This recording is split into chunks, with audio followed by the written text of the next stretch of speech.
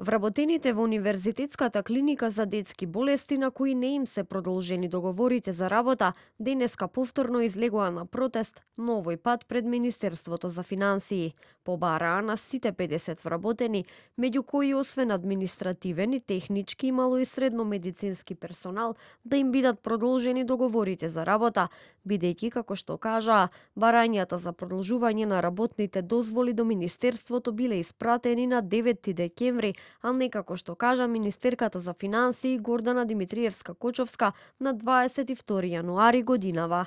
На 9-12 директорот има пратено 2 барања за согласност за вработените од детска клиника, а одговорот е добиен на 28.4.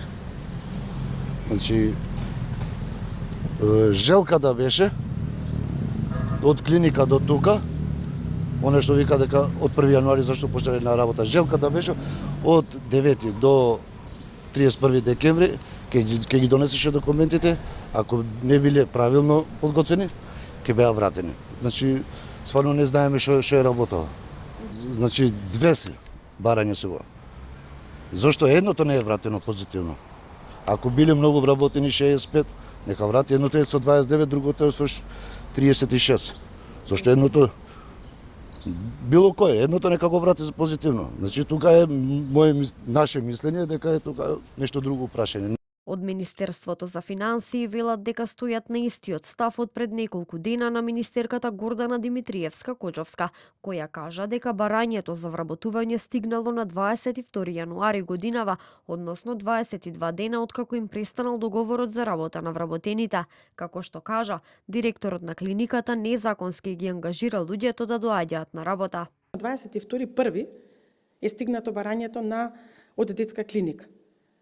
22 дена најпрвен, како работниците оделе на работа, кога 22 дена било потребно или барањето влегло во Министерството за финансии после 1 јануари, односно на 22. Тој требал да има обезбедено согласност пред нова година, за да може да ги задржи вработените.